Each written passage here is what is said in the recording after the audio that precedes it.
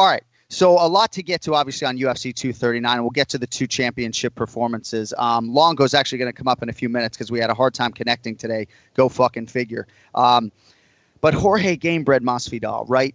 47th professional fight. He has been at this for the better part of 2 decades. Obviously, he had the extended break. He did the reality television show in which he was sort of cut off from the world, in some respects not unlike The Ultimate Fighter. And he came back and he has produced 2 of the biggest highlights, singularly, of 2019. The fastest knockout in UFC history. It'll probably be the knockout of the year, even though we're halfway through 2019. I couldn't be happier for this guy, right? I met him for the first time doing Bellator 1 in 2009, and I just think he's done so many things the right way, and just an unbelievable result. You can go any which way, Kenny, but TJ DeSantis did a post-fight show with King Mo Lawal, who said that 2 months ago, George suggested that not only was he going to try to employ this flying knee against the takedown artist Ben Askren, which is something that obviously fighters do and have done, but that he would do it early, Kenny, and he did it right out of the chute. A little deception there with his hands behind his back, and the rest is history. A little deception and a big smile to start that match. He had his hands behind his back like he knew exactly what was going to happen. A lot of times a fighter has a special intuition, and they have a hunch, they have that feeling in their stomach, and they absolutely go for it and they commit to it. When they do, good things happen. And this was a great example of that.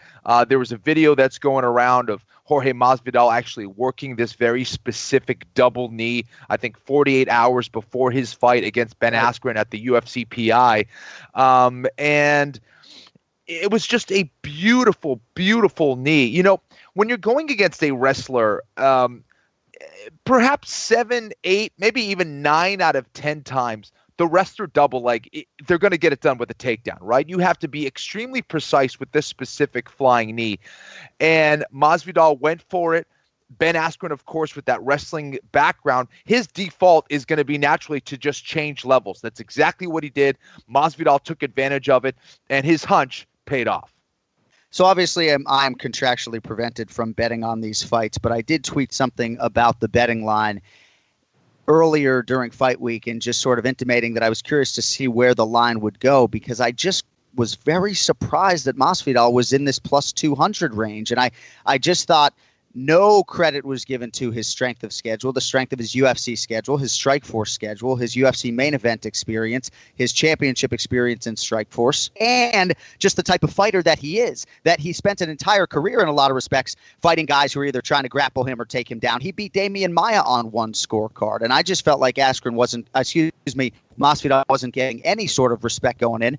And I love Ben Askren, and I don't know how his squeeze relates to like the greatest squeezes of all time, but I know he's a pain in the ass and had never lost an MMA. And I don't know, I just feel really good for Jorge Masvidal. And Jorge on the post show was almost surprised that he fell for this so easily.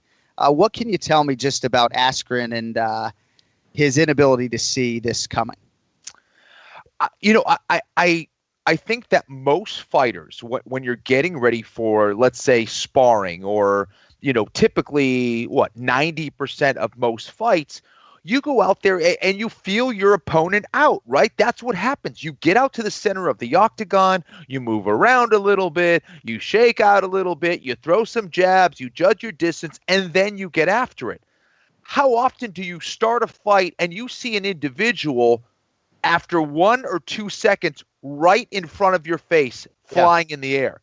And a lot of times when you see that and you don't expect that, despite all the experience that Askren has and the fact that he's undefeated, that is no longer the case, but it will throw you off, and you will always revert to your default system. When you are in a fearful state, you are going to default to what your body and brain knows best. What his body and brain knows best is his wrestling. He went to change the levels, and it was just a perfect opportunity for Masvidal to land that knee. Now, again, even if he did change levels, a lot of times, more often than not, without a doubt, the wrestler wins that exchange. And again, we could be talking about how stupid Jorge Masvidal was. Why did he take that big risk in flying at him to go for that knee? We knew Askren was going to get the easy double leg. But no, he's a hero today. I mean, he's an absolute hero for going for that knee, trusting his gut, having that feeling that Askren was going to make that reaction, and he went for it. It could have gone really badly for him. He could have got taken down, controlled, chipped away at for those 5 minutes, could have been exhausted after those 5 minutes. Yeah. And we'd be talking about how dominant Askren is, and how he could be next for a title shot and being undefeated. But that was not the case. Masvidal absolutely killed it on that hunch. There was definitely risk, but a lot of experience and a lot of good coaching. And can you imagine some of these American top team conversations with Jorge Masvidal and Mike Brown and King Mo and everybody else? Just absolutely incredible. Mike Brown, of course, won the Coach of the Year over the weekend, American top team, the Team of the Year. And what a night they were having with Masvidal and Amanda Nunes, and Thiago Santos nearly broke through. We're going to get to all of that. We will not shortchange anybody on UFC 239, but the last guy you would ever want to shortchange, or heaven forbid, be 10 minutes late for. Let's get to the Ray Longo. It's now time for the Ray Longo Minute. I want you to punch a hole in his fucking chest. That's what I want. The Ray Longo Minute. Starring Ray Longo. The Jon Anik and Kenny Florian podcast. The great Ray Longo now joins us, and we aren't going to be moving the show up this early every week, Ray, but I do feel like we're cramping your style a little bit. No, definitely not. No, it's just 10:45 is perfect. Are you? How's Kenny doing out there?